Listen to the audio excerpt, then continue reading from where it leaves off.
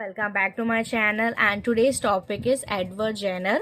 Edward Jenner, he is known as a father of vaccination and father of immunology. Edward Jenner बहुत ही great scientist है microbiology में, और इनको बोला जाता है father of vaccination and father of immunology. Okay, इनका की कॉन्ट्रीब्यूशन क्या है? इन्होंने स्मॉल पॉक्स की वैक्सीन को डिस्कवर किया था. बहुत सारे कॉम्पिटेटिव एग्जाम में पूछा जाता है कि स्मॉल पॉक्स वैक्सीन किसने डेवलप किया था.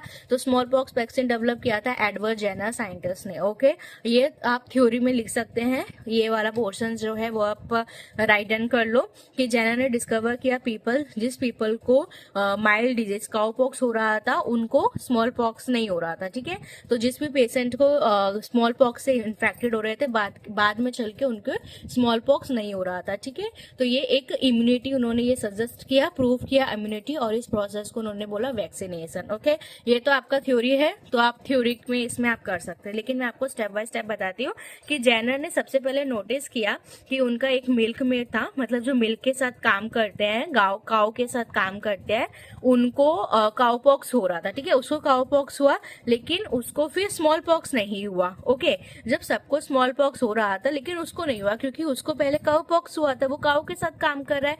तो जर्नर ने क्या किया, उस काउपॉक्स का जो लेसन होता है, मतलब जो भी उसका इन्फेक्शन का पस फॉर्मिंग जो भी है, वो पस लिया उसके काउपॉक्स के सोर में से. क्या लिया? पस लिया.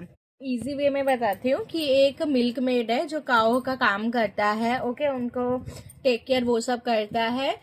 तो इसको क्या हुआ, काउ पॉक्स हो गया. इसके हैंड पे ये काउ पॉक्स का लेसन हो गया, छोटा सा पस फॉर्मिंग लेसन हो गया, सोर हो गया. ओके, एडवर्ड जेनर ने नोटिस किया और इसमें से पस को लिया. पस लेने के बाद एडवर्ड जेनर ने 8 ईयर के ओल्ड बॉय के जिसका नाम था जेम्स, उसके यहाँ पे स्क्रैच किया और इस वाले जो इससे काउ पॉक्स से पस लिया था वो इसके अंदर डाल दिया.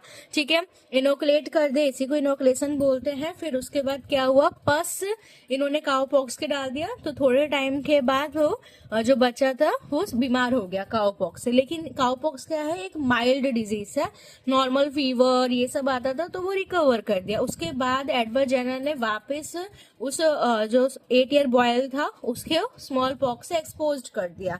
तो बाद में क्या हुआ, वो बीमारी नहीं हुआ. स्मॉल पॉक्स से उसको माइल्ड ही सिम्टम्स आए, डेडली डिजीज है, लेकिन लोगों की डेथ हो जाती थी इस डिजीज से, लेकिन उसको सिर्फ माइल्ड सिम्टम्स आए, वो भी नहीं आए. ओके, तो वो बीमार नहीं हुआ. तो इससे क्या हुआ, इम्यूनिटी डेवलप हुई. ये सबसे पहले बताया था एडवर्ड जेनर ने कि कैसे काउपॉक्स से बॉडी एक माइल्ड डिजीज है, तो काउपॉक्स से बॉडी ने क्या बनाया, एंटीबॉडीज बना लिए. काउपॉक्स एक एंटीजन की तरह एक्ट किया, बॉडी ने एंटीबॉडीज बना लिए. और सेकेंड टाइम